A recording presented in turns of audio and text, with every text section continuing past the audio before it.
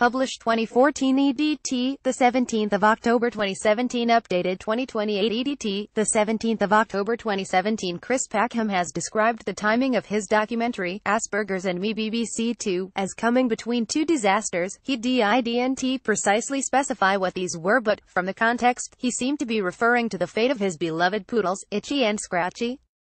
Itchy died earlier this year, a loss so traumatic that Chris wasn't able to refer to it directly. Instead, he talked about his feelings of devastating grief during his teens after the death of a pet kestrel.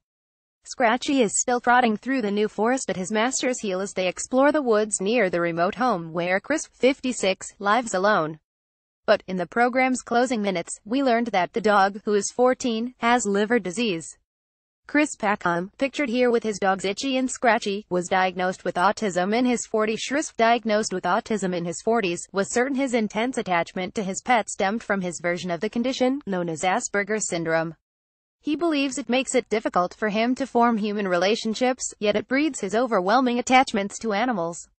But one of the problems with autism is it can be blamed for almost any personality trait. It's so baggy and flexible, there's a danger that the word autistic could become meaningless. My 21-year-old son, for instance, has autism. He's at the profound end of the spectrum, something called Canar's syndrome, and he's completely blasé about the death of pets. When his much-loved cat Peggy died last year, David accepted her loss without a blink. Chris Packham found the death of his dog Itchy so difficult to take that he couldn't refer to it directly. He has emotions, very strong ones. But grief doesn't appear to be one of them. That is part of the mystery of autism. Many documentaries make the mistake of trying to explain autism in general terms. Chris sidestepped that. He simply told us what it was like for him. Words frequently failed him, sometimes because he seemed terrified to be talking about his deeper feelings. But his insistence that all autistic individuals were autistic in their own way supplied the perfect definition.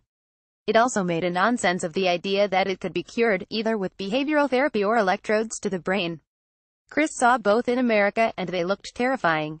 He ended with an impassioned plea for inclusion. Autism might make him an oddball, he said, but it also enabled him to carve out a career as an ardent naturalist and quirky TV personality.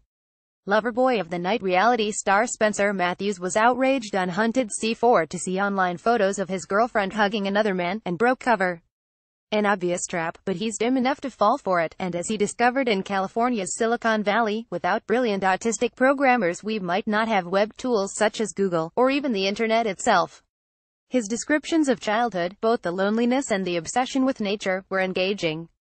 Many small boys collect tadpoles, but Chris felt compelled to try eating his.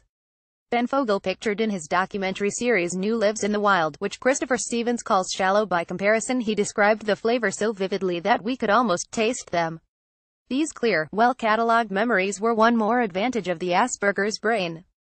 The return of Ben Fogle's documentary series about people who abandoned civilization to live off-grid, New Lives in the Wild C5, seemed shallow by comparison. He spent 3 days trekking to Wilderness Island off the northwest coast of Australia, to meet Jim, 45, and Kim, 28, in their coastal shack.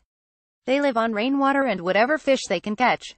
Both had survived major accidents before quitting civilization, but beyond that, Ben seemed uninterested in what made them tick. He didn't want to know about the gulf in their ages or whether they planned to have a family. It seemed a long way to go, to learn so little.